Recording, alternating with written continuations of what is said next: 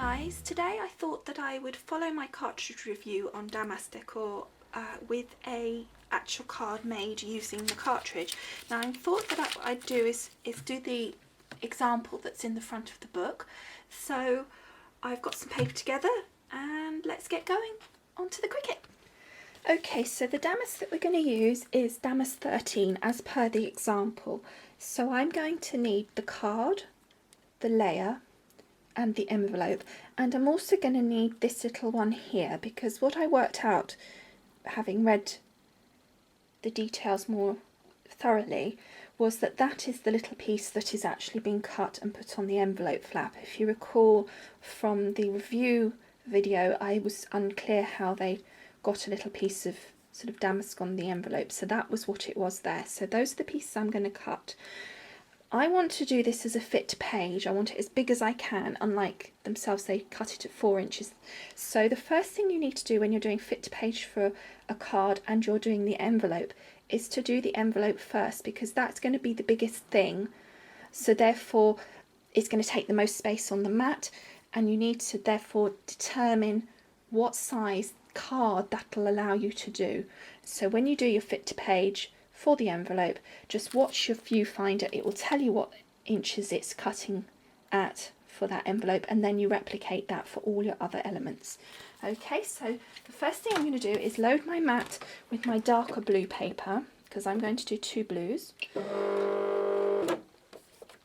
Then I'm going to hit my fit to page, and then I'm going to hit my envelope feature key, and then I'm going to look for damask number 13. So that's 10, 11, 12, 13. So it's nice and easy to find on this one. So press that. Watch in the viewfinder for the envelope to come up, which it does, and press cut. As you press cut, just watch here, because that's when it will tell you what size in inches it's going to be cutting the envelope, and that's what you need to know for the next stage. Okay, so it's calculating, and it's calculating it to be 4.5 inches.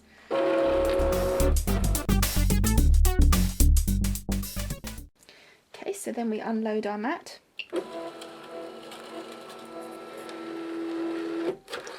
And there we have a very brand new mat, so I'm just pull that off.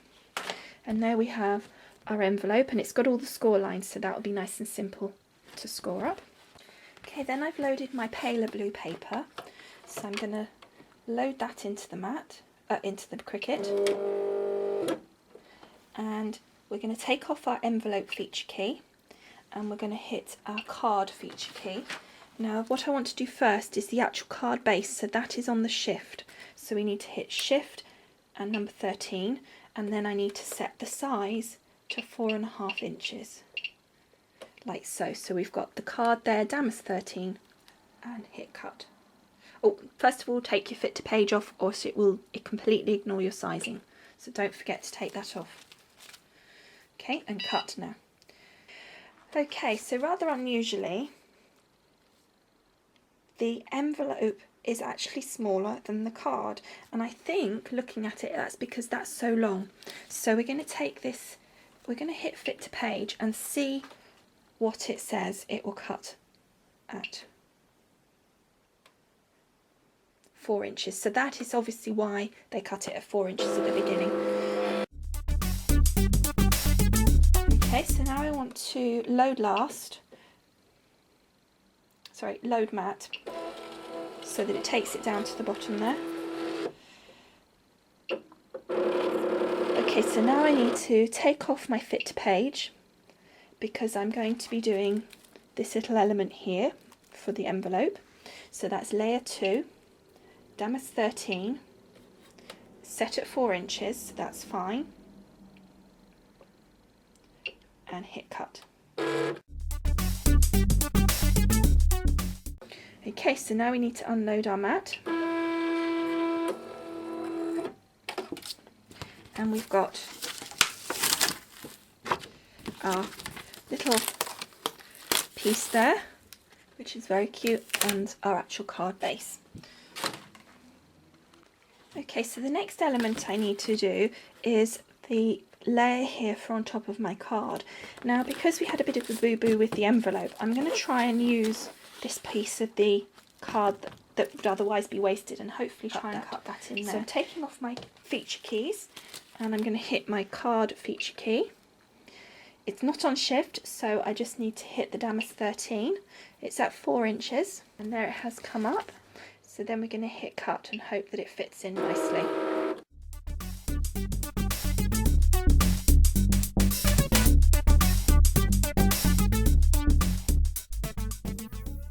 Okay, so that seems to have fitted fine, so we're going to press unload mat, and then I'm just going to go and cut my envelope again. This time I'm going to cut it in some white cardstock that I have to hand. I think that will look quite nice anyway. So, okay, I'll be back in a minute when all these pieces are cut. Okay, so here are all our pieces cut out. Now this wasn't actually very difficult to take off. I did it with my fingers, didn't even use one of the Cricut tools or anything. I would just say be careful though, just take your time, but it really didn't take very long at all. And the other thing I noticed on this one and one of the others that I cut, on some of them, the way that they're designed is that it seems that they are very marginally bigger on the outside, and I think that's so that you get this nice sort of amount of edge, because it's cut at the same size and it is, you know, the card layer, so it works really, really well. There's no problem. It's just be aware of that. Don't think you've done something wrong. Okay, so we're just going to put these two to one side for a minute, and here's our envelope. And as you can see, I've already just used my Martha Stewart scoreboard. I lined up the notches here and here, so that on these edge run, so that, grooves, so that I could be sure that I was hitting the same point top and bottom, and that wasn't sort of jumping over my lines. And just scored all four score lines, and very easily done, as I say. And this is American Crafts cardstock, so it's a nice cardstock. And then you're just gonna fold those over.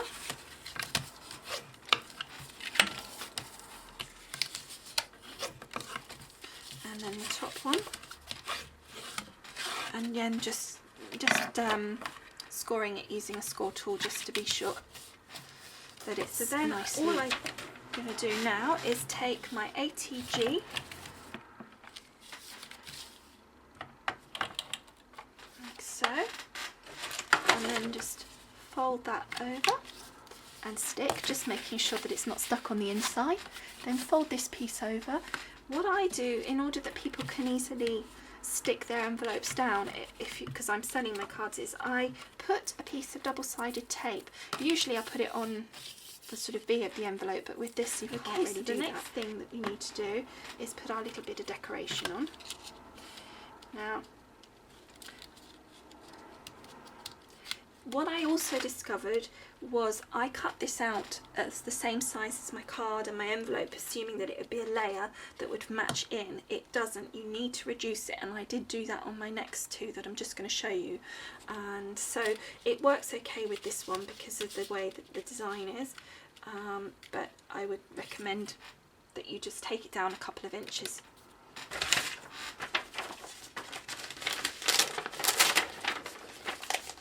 Because of course what I forgot was that it's not a layer for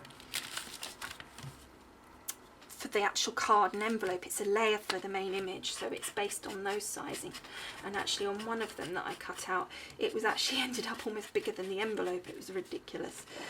Luckily I caught it in time and stopped it, so I still had enough paper left to cut some more out. Okay, so I'm just going to place that like so. I'm just making sure it's nice and straight. And then all I would do is just get a piece of paper that isn't sticky and use that to press down, because you've got lots of little pieces, and so it's easier to do it when you've got like something like that, because you can rub over it without worrying that you're going to catch any of the little pieces and lift them off. And also what it does is any little gluey bits that leak out, I'm using my zig there, but even then any little gluey bits stick to the paper and the excess comes off on here, and you don't get sort of mess on your envelope and card. So anyway, there we go, that's our envelope done. Look, so pretty. Okay, so then the next thing we need to do, our card.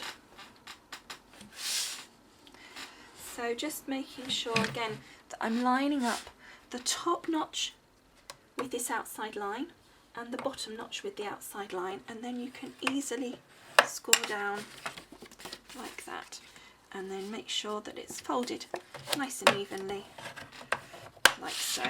Right, so then we take our layer, and that's going to fit over the top like so. So I'm going to put my card to one side again, get my sticky side, making sure that I've got the right side up of my paper. And with this it's quite easy. I mean, I guess to a certain extent it doesn't matter, but some of them will. But with this one I've got textured cardstock, so it's nice and easy to tell.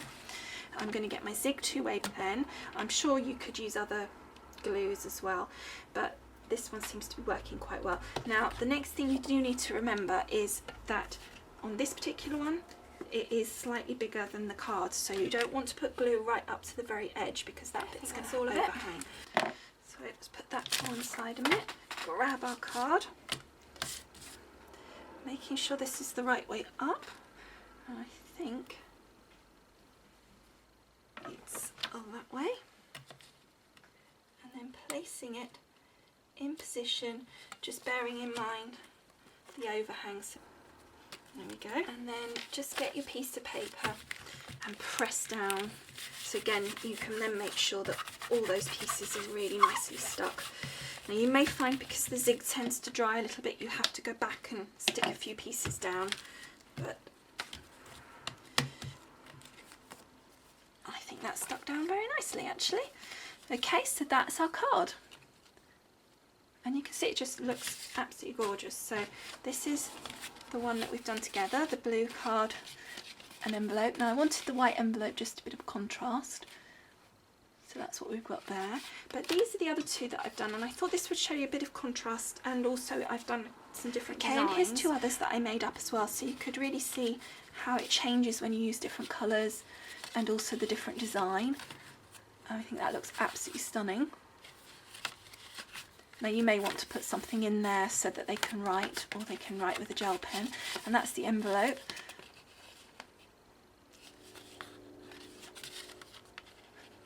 And then this one I used some pattern paper. This is actually Anna Griffin paper, and it's from the Francesca collection. And again, I've made the envelope there, and it's got the gold on it. And I thought that would be really nice, and I used it as the base, the paper, the pattern. In this case it's cardstock and the envelope was paper, and then I used this gold card stock as the layer, and I picked out one from the book that had the cutout here so that it accented that rose. And then on the inside with the Anna, it's really nice because it was double-sided paper, double-sided cardstock. So I think that looks really effective. Here's our three envelopes together. And I think that really makes a big difference, having that little bit on the back.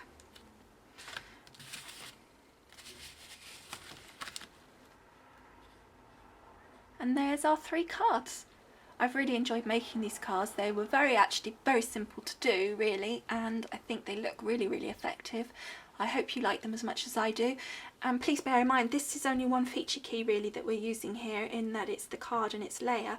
There's also all the actual elements as well that you can use as toppers, as accents, and all sorts of things. So this is really just a very small proportion of what this cartridge can do, but I thought that it would be quite helpful and hopefully enjoyable for you to see some of the cards made up after we did that review. So I hope you did enjoy it, and if you did, I'd love to hear your comments, and please do subscribe, and I'll see you all again soon. Thanks for watching. Bye.